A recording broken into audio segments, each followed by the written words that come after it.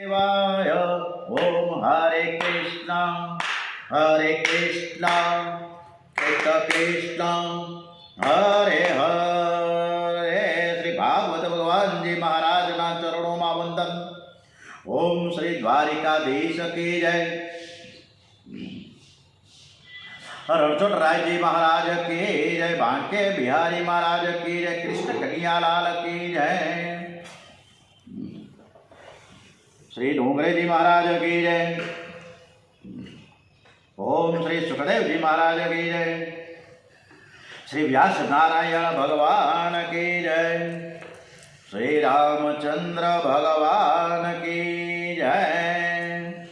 ओम गजानन गणपति महाराज की जय। वक्रतुंड महाकाय सूर्यकोटि समप्रभ निर्विघ्नं कुरु मे देव सर्वकार्येषु सदा सर्वदा। श्री गजानन गणपति महाराज की जय। ओम मनोजवं मरुततुल्यवेगं अजितेन्द्रियं बुद्धिमतां वरिष्ठं वातात्मजं वानरयोत्तमुख्यं श्रीरामदूतं शरणं प्रपद्ये। श्री हनुमान जी महाराज की जय। सौनु करो कल्याण हे दयालु प्रभु सौनु करो कल्याण। नर नारी पशु पक्षीनी साथे जीव जंतुनु तमाम सर्वे भवन्तु सुखिनः सर्वे सन्तु निरामयाः। ओम श्री आज सरस मजानी 10મી तारीख है। महासुद तेरस है। आज विश्वकर्मा जयंती है और आज सोमनाथ दादानो सोमवार है। आज कृष्ण परमात्मा ने सरस मजानी भागवत कथा આપણે સંભળાવીએ અને એવા પ્રથમ વૈષ્ણવ આમ ગણીએ તો પ્રથમ વૈષ્ણવ કૃષ્ણ કથામાં બતાવ્યું એ પ્રમાણે યમુનાજી યમુના મહારાણી અને મહાદેવ છે। દરેક દેવી દેવતાઓને વંદન સાથે खूब सरस मजानी प्रहलाद जी एक स्तुति करी है। हिरण्यकशिपु ने नरसिंह भगवाने थांभलामांथी प्रकट थईने उंबरानी वच्चे मार्या अने ए पछी क्रोधायमान थया छे नरसिंह भगवान केवे काळे शांत थता नथी। अने त्यारे ब्रह्माजी आवीने प्रकट थया प्रहलादजीने माथे हाथ फेरव्यो अने कह्युं के बेटा तारा माटे तो भगवान प्रकट थया छे तू एने जरा शांत कर ने अमाराथी नहीं माने। सिंहनो बाळक कोई दिवस सिंहथी न गभराय।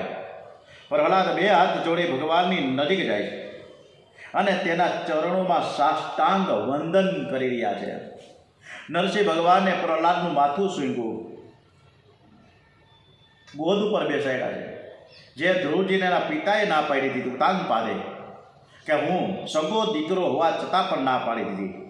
पण आया तो ज्यारे भगवान नरसिंह भगवान ज्यारे बधाय देवी देवताओं अरे एमना धर्मपत्नी विष्णु भगवान एटले के लक्ष्मीजी पण आ नरसिंह भगवान थी थरथर थरथर कांपता था। एवा प्रहलादजीने पण नरसिंह भगवाने खोड़ामां बेसाડીને माथुं सूंघ्युं पीठ पर हाथ फेरवो प्यार करता बोल्या छे कि बेटा केवी अद्भुत बात करी छे भगवाने। बेटा तू बहु कोमळ छे। तारा पिताए तने बहुत ज त्रास आप्यो। तू घणो दुखी थयो। तारा दुखनी मने खबर छे पण तारी पासे आवता मने थोड़ो विलंब थयो छे। ते माटे हूँ तारी माफी मांगू छूं। ज्यारे साक्षात परमात्मा प्रहलादजी 5 वर्षना छोकरानी माफी मांगे। आ अद्भुत दिव्य गाथा छे। आपणे आपणा घरमां आपणा परिवारमां पण माफी माफा थई शकता नथी। कोईनी साथे कदाच अणबनाव थया होय कोईनी भाई साथे कोई बहननी साथे कोई काका साथे कोई मित्र साथे एक मोबाइल करीने फोन 2 मिनिटो करी शकता नथी कि भाई तू मने माफ कर दे मारी ज भूल छे। न थई शके। शुं काम न थई शके खबर? ए हिम्मत नथी आपणामां। आपणामां अहम ने ईगो छे। तो भगवानने क्यांय अभिमान ज नथी क्यांय अहम ज नथी। અને ત્યારેથી નાનકડા 5 વર્ષના છોકરાને પગે લાગીને એમ કહે કે હું તારી માફી માંગુ છું। પ્રહલાદજીની ભક્તિ જ એટલી બધી દિવ્ય હતી કે આજે ભગવાનને માફી માંગવી પડી છે. ગાય જેમ પોતાના વાછરડાને ચાટે ને એમ પ્રેમમાં મસ્ત બનીને ભગવાન પ્રહલાદજીને ચાટી રહ્યા છે. પરમાત્મા પ્રહલાદજીનું વચન સત્ય કરવા માટે અને આ જગતમાં હું સર્વ ઠેકાણે બિરાજમાન છું, અત્ર તત્ર અને સર્વત્ર પોતાની સર્વવ્યાપકતા સિદ્ધ કરવા માટે થાંભલામાંથી નરસિંહ ભગવાન ગડર ગડર કરતા સિંહની ત્રાળ સાથે પ્રગટ થયા. પરમાત્મા સર્વકાળ અને સર્વ ઠેકાણે બિરાજેલા છે. એવો જેનો અનુભવ થાય છે તે કદી પાપ કરતો નથી. આવો અનુભવ કરનાર બહુ ઓછા છે. રામભાઈ, તમારું માઇક્રોફોન બંધ કરજો. હવે એક વાર જો કૃષ્ણ ભગવાન રામચંદ્રજી એમ કહી દે કે હું તારી પડખે ને પડખે 3 દિવસ રહીશ, 24 કલાક 3 દિવસ. આજે સોમવાર છે, હમણાં 10 વાગ્યાથી હું શરૂ કરીશ, તારી બાજુમાં ઉભો રહી જશે. પછી સોમવાર, મંગળવાર અને બુધવારે હું સાંજે 7 વાગે જઈશ. આ 3 દિવસમાં હું તારી બધી જ આ બધી વ્યવહારો છે ને હું જોઈશ. હવે આ 3 દિવસમાં આપણે જ્યારે કૃષ્ણ ભગવાન રામચંદ્રજી આપણી પાસે ઊભા હોય ત્યારે આપણે કોઈ ખોટું કામ કરી શકીએ? બિલકુલ ન થાય. કારણ કે બાજુમાં જ ભગવાન બધું જોવે છે. આ તો હમણાં જ નારાજ થઈ જાય ભગવાન, ખીજાય, ડોળા કાઢશે, આપણે નહીં કરીએ. પરંતુ આપણી સમક્ષ, આપણી આજુબાજુ, ઉપર નીચે બધે જ ભગવાન ભગવાન ભગવાન છે. પણ છતાંય આપણે પાપ કર્યા જ કરીએ છીએ. ભક્તિ ફક્ત મંદિરમાં જ થાય એવું નથી. આપણે હળિયું કાઢીએ છીએ. હમણાં પ્રયાગરાજમાં કોટાળે કેટલા કરોડો માણસો છે. નમન છે, વંદન છે, ના નથી. શ્રદ્ધાળુ ભક્તજનોને નમન છે. પણ પ્રયાગરાજમાં જઈને ત્રિવેણી સંગમમાં સ્નાન કરવાથી પાપ ધોવાઈ જાય, એવી જે માન્યતા છે એ ખોટી છે. આપણું મન નિર્મળ હોય તો કદાચ બાથરૂમની અંદર જે ડોલ ભરીને પાણીથી સ્નાન કરી લેવામાં આવે ને તો એ બધું આવી ગયું ના. ભક્તિ છે ને કોઈ પણ સ્થળે થઈ શકે. વેપાર એ પણ ભક્તિ છે. વ્યાજબી નફો લેવો ને એ વેપારી માટે પણ એક ભક્તિ જ કહી શકાય. એટલે ભક્તિ માટે એવી કાંઈ જરૂરી નથી કે મંદિરમાં જઈને બેસી જવું. નરસિંહ સ્વામીનું પ્રાગટ્ય સ્તંભમાંથી થયું. વિચારવા જેવું છે. આ સ્તંભમાં કેવી રીતે રહ્યા છે? આ થાંભલું પોલો તો નથી, એકદમ કઠણ છે, ઘન છે. તો ઠાકોરજી અંદર કેવી રીતે બેઠા છે? આવા અનેક જાતના પ્રશ્નો પૂછવામાં આવ્યો કથામાં. ભક્તજનો ગણાય પછી અને આપણે બધાને થોડાક આમ સંશય બહુ હોય, શંકાઓ બહુ હોય. પરમાત્મા સૂક્ષ્મ રીતે થાંભલામાં હતા, પરંતુ પ્રહલાદજીની ભક્તિથી તે સૂક્ષ્મમાંથી સ્થૂળ થયા. પ્રહલાદનો પ્રેમ એવો કે સૂક્ષ્મ સ્વરૂપ સ્થૂળ બનીને બહાર આવ્યું. અતિશય પ્રેમ વગર પ્રભુ પોતાનું સ્વરૂપ બતાવતા નથી.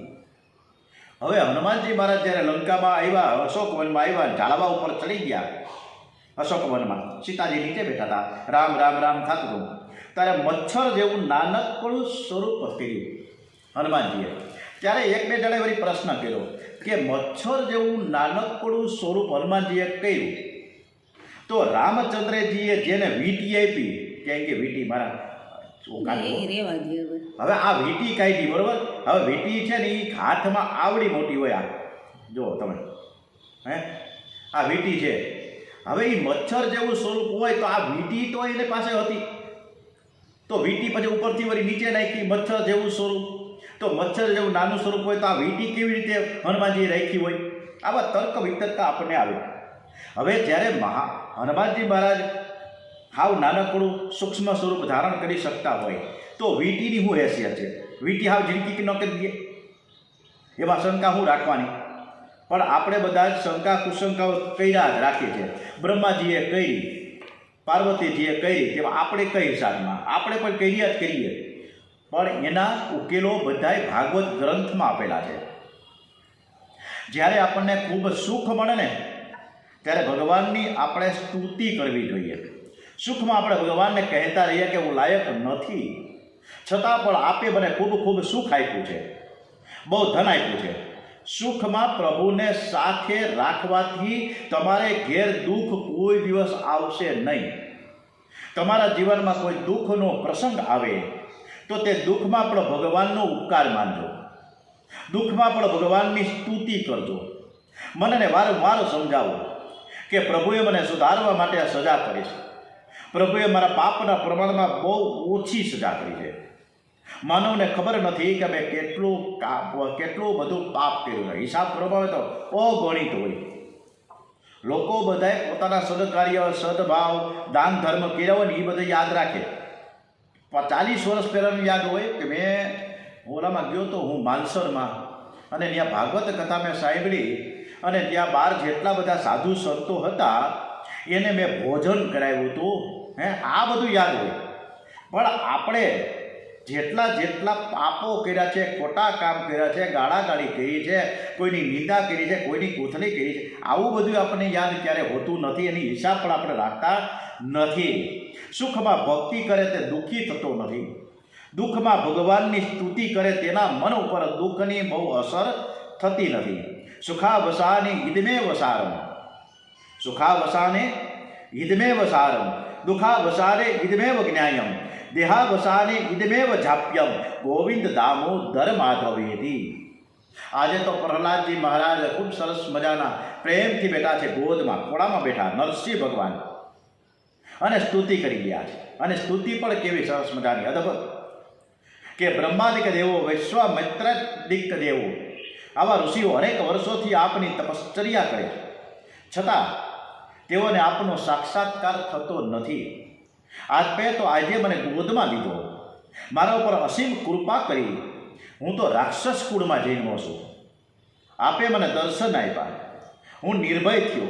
હવે તો મને કંઈ ચિંતા રહી જ નથી. આજે મને ખાતરી થઈ ગઈ કે તમારા દર્શન માટે બ્રાહ્મણને ત્યાં જન્મ લેવો પડે એવું કંઈ છે જ નહીં. યજ્ઞાદિક કાર્યો કરવાનો સર્વને અધિકાર નથી, પણ ભક્તિ કરવાનો અધિકાર તો બધાને છે.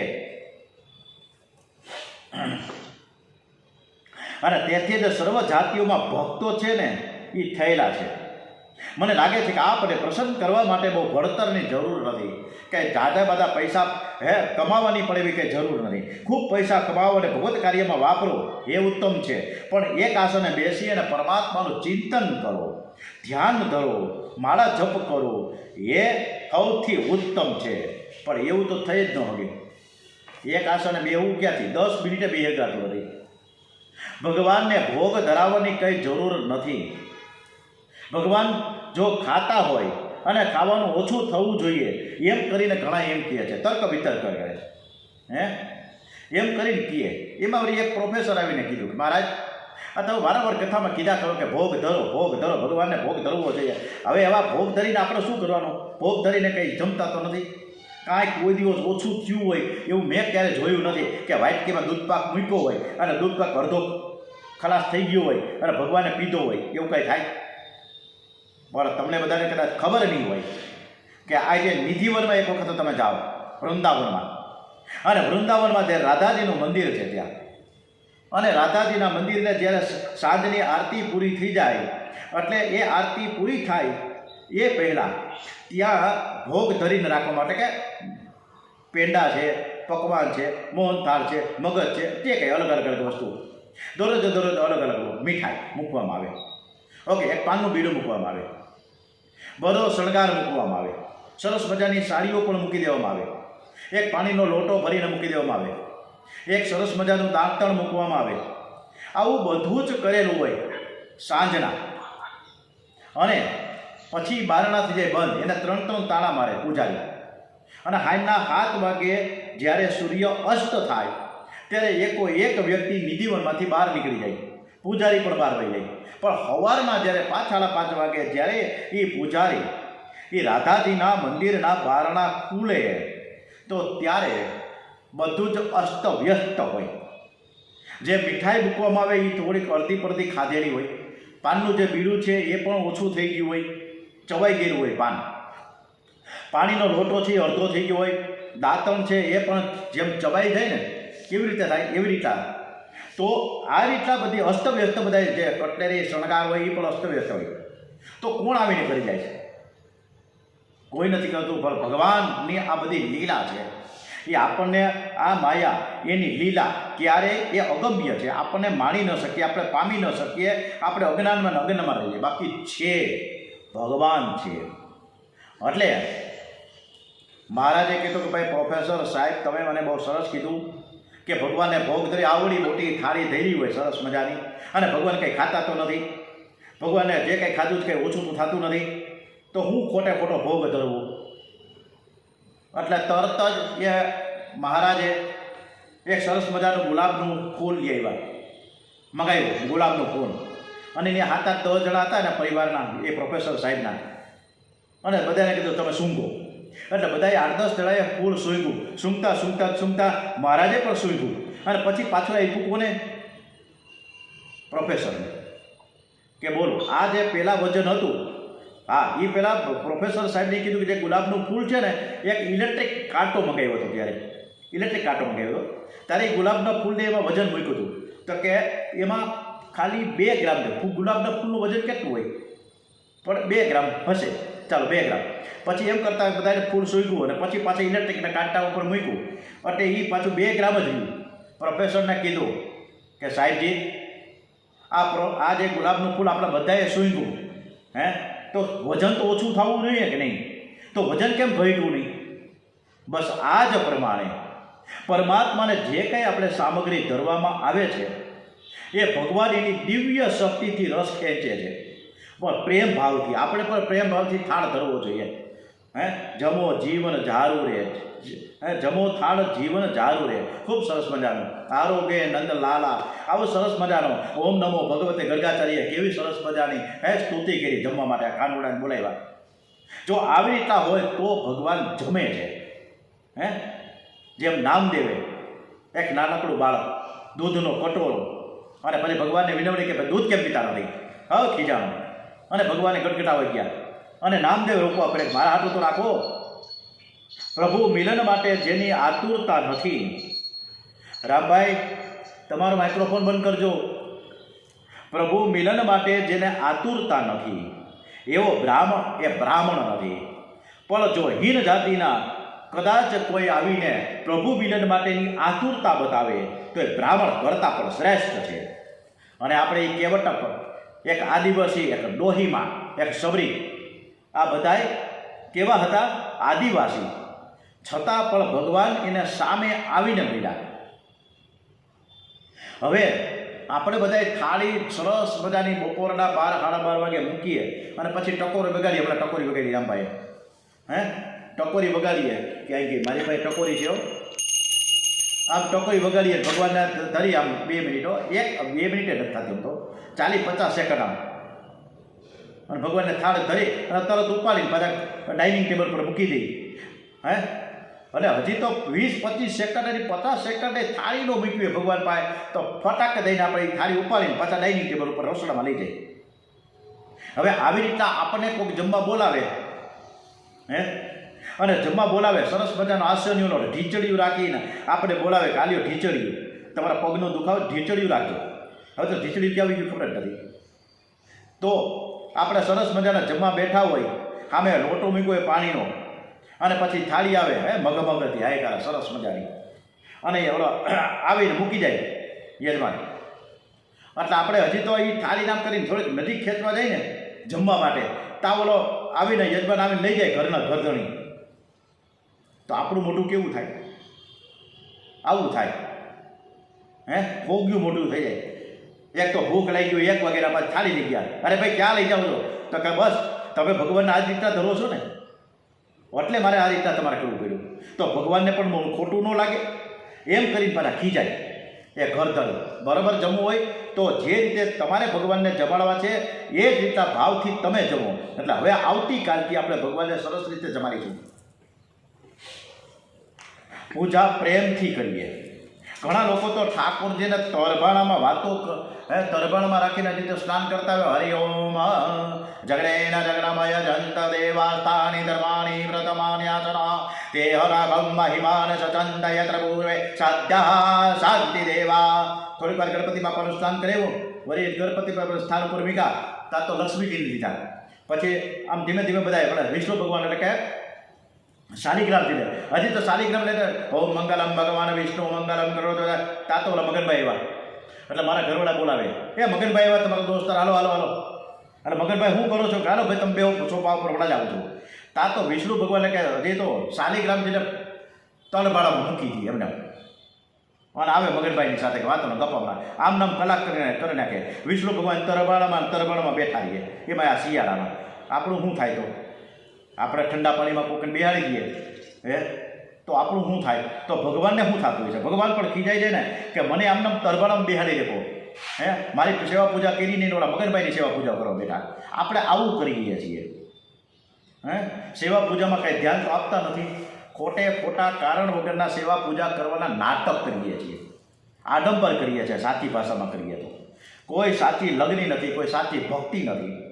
આપણે 2 માળા પણ શાંતિથી કરી શકતા નથી. તુલસીદાસ ચંદન ઘીસે તિલક કરે રઘુવીર. તુલસીદાસ જેવી ભક્તિ હોવી જોઈએ. તિલકદાસ ચંદન ઘસે કોના માટે કરે? એ ચંદન કરવા માટે. મારા કપાળમાં ચંદન છે ને, મેં મારી જાતે જ કર્યું છે, બરોબર ને? તો તુલસીદાસ ચંદન કરે ઓલા શું કહે કેવો પથ્થર? ઓરસિયા ઉપર. ઓરસિયા એટલે ચંદનનું મોટું સરસ મજાનું સુખડનું લાકડું હોય, પીસ હોય, અને એનાથી આપણે ચંદન ઘસતા હતા તુલસીદાસ. હવે તો પહેલાં અમે અમારા ઘરમાં કરતા હતા, હજી હું ચાલુ છે, કોક દી કરીએ ને. બાકી તો બહુ ઉતાવળ હોય તો ઓલું આર્ટિફિશિયલ ચંદન આવે છે, એ ડબ્બીમાંથી ફટ ને થોડું કાઢી થોડુંક પાણી નાખી ફટ ચંદન આવું કરીએ આપણે. પણ તુલસીદાસજી તો એકદમ ઓરસિયામાં બેઠા બેઠા ચંદન ઘસે. વાટકીમાં લીધું. તા તો વાટકી ઓલા રઘુવીર એટલે કે રામચંદ્રજીએ લઈ લીધી, અને રામચંદ્રજીએ તુલસીદાસજીને કપાળ ઉપર ચંદન કર્યું. તુલસીદાસ ચંદન ભીજે તિલક કરે રઘુવીર. ઊંધું થાય. આ ભક્તિ છે, આ લગન છે. એમાં રૂકમણીજીએ પોતાની સેવાથી ભગવાનને કેવા બધા વશ કરેલા. એવા તો પ્રસંગ કર્યા હતા કે એક જ તુલસીનું નાનકડું પાંદડું મૂક્યું અને ભગવાન તોડાઈ ગયા. એટલે ત્યારે તો શ્રીધર સ્વામીએ હરિવિજયમાં પણ આ પ્રસંગનું ખૂબ સરસ મજાનું દ્રષ્ટાંત આપ્યું છે કે તુલસીને પાંદડે તોડાણા, હે નાથ તમે તુલસીના પાંદડે તોડાયા છે. પણ કેવું એ એકવાર એની પટરાણી કૃષ્ણ દ્વારિકાધીશની સત્યભામાં અભિમાન આવી ગયું એને કે હું ભગવાનની સૌથી માનીતી છું. અને નારદજી તે એકવાર આવી પીડા. નારદજી બધે પહોંચી જ જાય, બધાને મનની વાત જાણી લ્યો. એટલે સત્યભામાએ નારદજીને કીધું કે ભાઈ તમે તો ઋષિમુનિ છો, દેવર્ષિ છો, મને એવા આશીર્વાદ આપી હતી કે જન્મ મને આ દ્વારિકાધીશ જેવા પતિ મેળા જ કરે. નારદજી કે બરોબર છે, હું આશીર્વાદ આપું, પણ એ આશીર્વાદ હું આપું એમને થોડો આશીર્વાદ લઉં, તમારે મને દક્ષિણા તો આપવી પડે કે નહીં? તો કે બોલો ને ભાઈ, હું દક્ષિણા આપું તમને?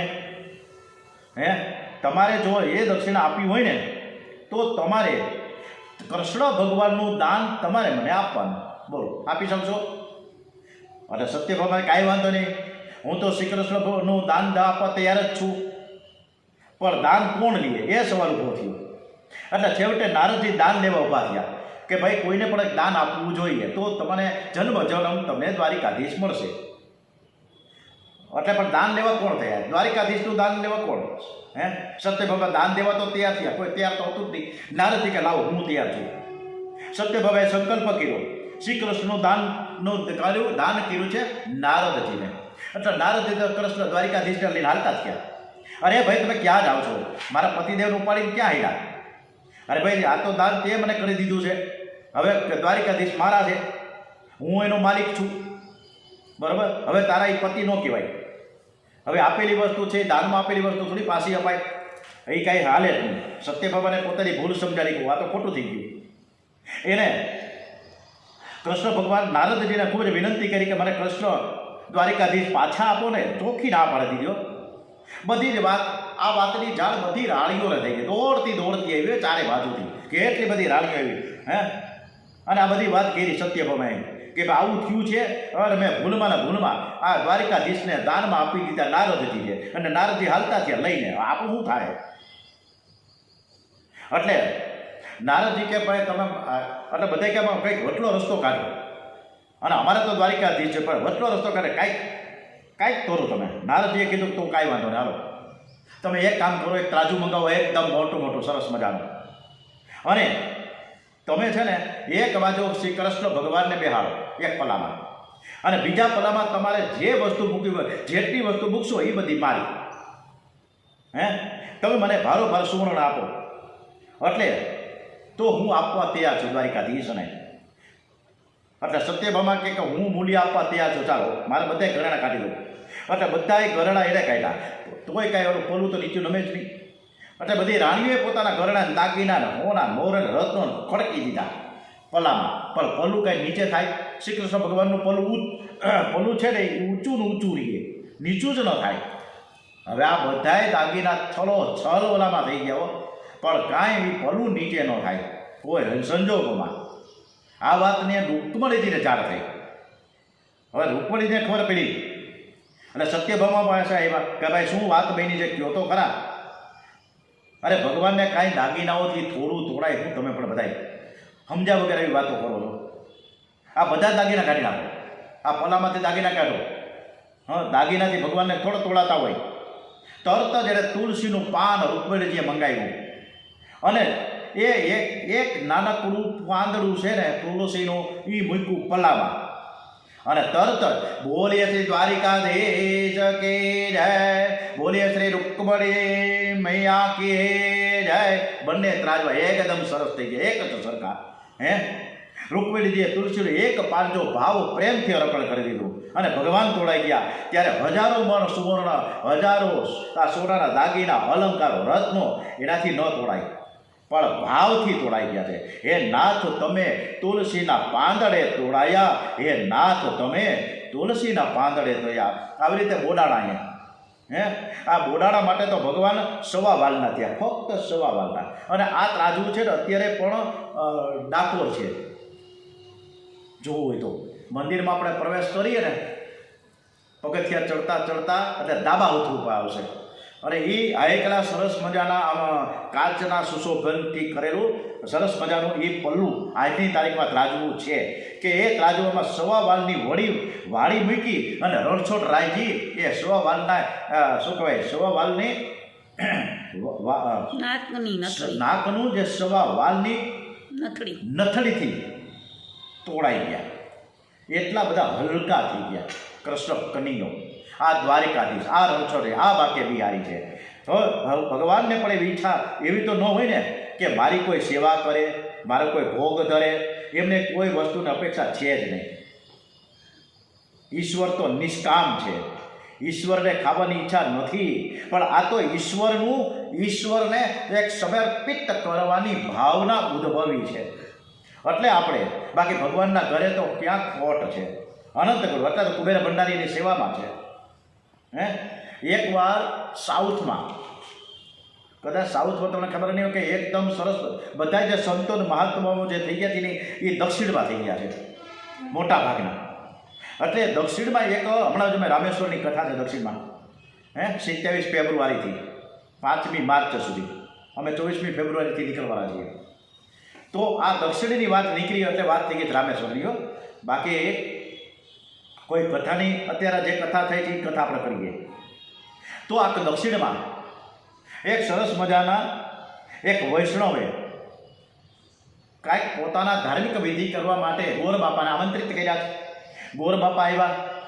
હવે એ યજમાન છે ગણપતિ, એ યજમાન છે થોડોક ગરીબ પરિવારનો હતો, પણ સાચી લગ્ની હતી, એક ભક્તિ હતી એના પ્રત્યે, પણ બહુ એટલું બધું સક્ષમ નહોતા.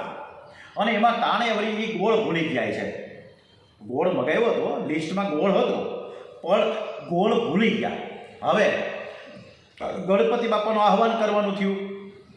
આચાર્ય શ્રી શાસ્ત્રીજી હાલો બોલો, અરે તમારે ગણપતિ બાપા લઈ આવો પૂજામાંથી. હવે ગણપતિ બાપા તેને પૂજામાં હતા જ નહીં. તો કે ભાઈ ક્યાં છે? તો કે ભાઈ મેં તમને સોરી ગોળ તો ભાઈ ગોળ તો લખ્યો જ તો, ગોળ હતો, અડધો કિલો ગોળ આવ્યો હતો, પણ ગણપતિ બાપાની મૂર્તિ નહોતી. ત્યારે નહીં હોય ને, આપણે જ બધા મોટાભાગે હવે ગણપતિ બાપા બિરાજમાન હોય જ છે ઘરમાં, પણ આ સદગૃહસ્થ એવા હતા કે એને ગણપતિ નહોતા. એટલે શાસ્ત્રી જે લાવો ગણપતિ બાપાની મૂર્તિ લાવો. આપણે ગણપતિજીનું પેલું એ તો પ્રથમ આરાધ્ય દેવ છે, એટલે આપણે એમને પહેલાં પૂજા કરવી જોઈએ. એટલે ઓલા સદગૃહસ્થ વૈષ્ણવ કહે કે ભાઈ ગણપતિ બાપા જ નથી અમારા ઘરમાં તો. એટલે કે બોલો ગોળ તો છે ને, તો આ ગોળ તો છે તો આપણે ધરવાનો છે, નિવેદનો છે, આ ધૈર્યો તમે જ મને મંગાવ્યો હતો. અને મોટા બધા ઓલા નાની વાટકીમાં મૂક્યો છે, મોટા વાટકામાં. તો કે કાંઈ વાંધો નહીં. ઓલા શાસ્ત્રીજીએ આચાર્યશ્રીએ એ ગોળમાંથી થોડો 100 ગ્રામ જેટલો ગોળ કાઢી અને સરસ મજાનો આમ કરીને ગણપતિ બનાવી નાખ્યા અને પછી બિરાજમાન કર્યા અને ગણપતિનું આહ્વાન કર્યું.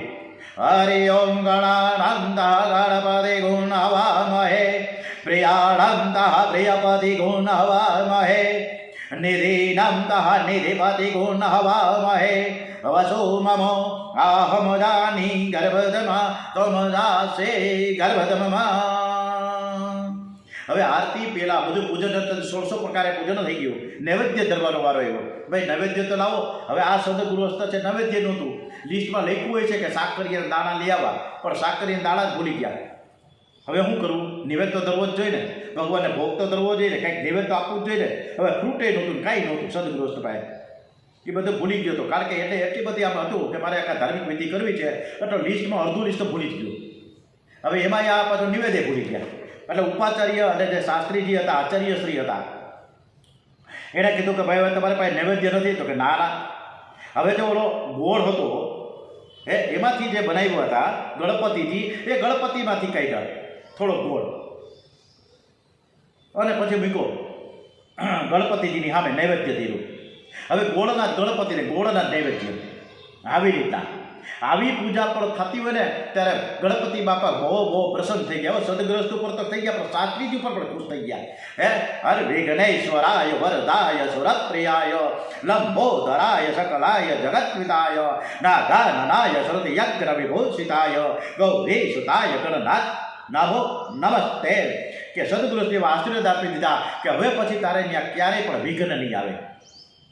તે મને સરસ મજાની આ પૂજા અર્ચન કર્યું છે, હવે તારા ઉપર અસીમ અસીમ આશીર્વાદ હું આપું છું. આવી રીતના આપણે આ તો ભગવાન છે ની પરિપૂર્ણ જ છે. ઈશ્વર પરિપૂર્ણ છે.